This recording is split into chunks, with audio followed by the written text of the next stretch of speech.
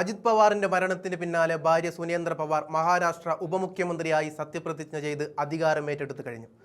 അജിത് പവാർ മരിച്ച് ആഴ്ച 1 തികയുന്നതിന് മുൻപ് നടന്ന സ്ഥാനാരോഹണത്തിനെതിരെ കോൺഗ്രസും ശിവസേന ഉദ്ധവ് പക്ഷവും രംഗത്ത് വന്നിരിക്കുകയാണ്. വിമാനാപകടം മനഃപൂർവ്വം സൃഷ്ടിച്ചതാണെന്നും അതിന് പിന്നിൽ ഗൂഢാലോചന നടന്നുവെന്നുമാണ് അവർ പറയുന്നത്. അതിന്റെ തെളിവുകളടക്കം പുറത്തുവിടുമെന്ന് കോൺഗ്രസ് പറയുമ്പോൾ മറാത്ത രാഷ്ട്രീയം തിളച്ചുമറിയുകയാണ്. ഇക്കഴിഞ്ഞ ബുധനാഴ്ച മഹാരാഷ്ട്രയിലെ ബാരാമതിക്ക് സമീപമുണ്ടായ വിമാനാപകടത്തിലാണ് പവാറിന് ദാരുണാന്ത്യം സംഭവിച്ചത്. പിന്നാലെ 48 മണിക്കൂറിന് ശേഷം ഭാര്യ സുനേന്ദ്ര പവാർ മഹാരാഷ്ട്ര ഉപമുഖ്യമന്ത്രിയായി സത്യപ്രതിജ്ഞ ചെയ്തു കഴിഞ്ഞു. അപകടത്തിന്റെ സാഹചര്യങ്ങൾ ചോദ്യം ചെയ്തും ഗൂഢാലോചന ആരോപിച്ചുമാണ് പ്രതിപക്ഷ നേതാക്കൾ രംഗത്തിറങ്ങിയിരിക്കുന്നത്. രണ്ട് പ്രധാന NCP വിഭാഗങ്ങൾ തമ്മിലുണ്ടായ ഏകീകരണത്തെക്കുറിച്ചുള്ള ചർച്ചകൾ പുരോഗമിക്കുന്ന സമയത്തായിരുന്നു അപകടം. ഇതാണ് അട്ടിമറി സാധ്യതകളിലേക്ക് വിരൽ ചൂണ്ടുന്നത്. ശിവസേന ഉദ്ധവ് പക്ഷം രാജ്യസഭാ MP സഞ്ജയ് റാവുത്താണ് ആദ്യം രംഗത്ത് വന്നിരിക്കുന്നത്. പവാറിന്റെ മരണത്തിന് പിന്നാലെ സാഹചര്യങ്ങളെ ചോദ്യം ചെയ്തും അന്വേഷണം ആവശ്യപ്പെട്ടും സഞ്ജയ് റാവുത്ത് രംഗത്ത് വന്നതോടെ വിഷയം കൂടുതൽ സങ്കീർണമായെന്ന് പറയാം. അജിത് പവാറിനുണ്ടായ അപകടത്തെക്കുറിച്ച് അദ്ദേഹത്തിന്റെ സ്വന്തം പാർട്ടിക്കുള്ളിൽ പോലും ഈ ചോദ്യങ്ങൾ ഉയരുന്നുണ്ട് എന്ന് MP പറഞ്ഞു.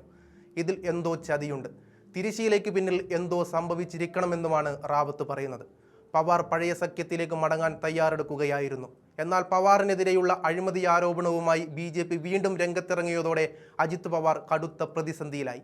പിന്നീട് ദുരൂഹമായ അപകടം സംഭവിച്ച് എന്നേക്കുമായി അജിത് പവാർ ഓർമ്മയായി.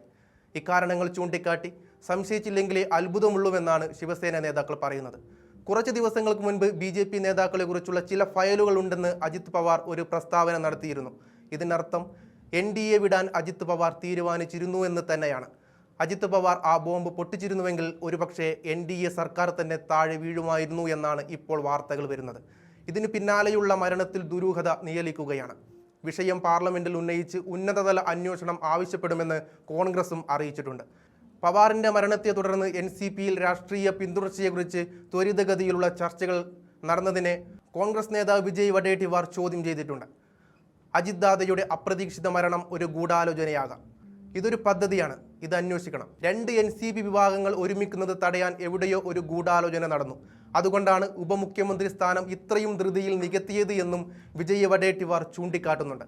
അതേസമയം ഈ ആരോപണങ്ങൾ പതിവ് നിസ്സംഗതയോടെ BJP തള്ളുന്നുണ്ട്. ആരോപണങ്ങൾ എല്ലാം തെറ്റാണ്. മരിച്ച ആത്മാവിനെക്കുറിച്ച് ഇത്രയും നിസ്സാരമായ രാഷ്ട്രീയം കളിക്കുന്നത് ലജ്ജാകരമാണ്.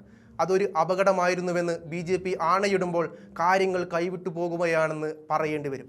കോൺഗ്രസുകാർ രാഹുൽ ഗാന്ധിയുടെ നേതൃത്വത്തിൽ തെളിവുകൾ നിരത്തി അജിത് പവാറിന്റെ മരണം വെറും അപകടം മാത്രമല്ലെന്ന് തെളിയിക്കുമ്പോൾ സത്യത്തിൽ മോദിയുടെയും കൂട്ടരുടെയും ചങ്ക് ഇടുക്കുകയാണെന്നും പറയേണ്ടി വരും. ലോക്സഭാ തെരഞ്ഞെടുപ്പിന് ശേഷമുള്ള രാഷ്ട്രീയ സാഹചര്യത്തിൽ അജിത് പവാർ അസ്വസ്ഥനായിരുന്നുവെന്നും മഹായുതി വിട്ട് മഹാവികാസ് അഘാഡിയിലേക്ക് മാറാൻ അദ്ദേഹം ആഗ്രഹിച്ചിരുന്നുവെന്നുമുള്ള സൂചനയും പുറത്തു വന്നു കഴിഞ്ഞു.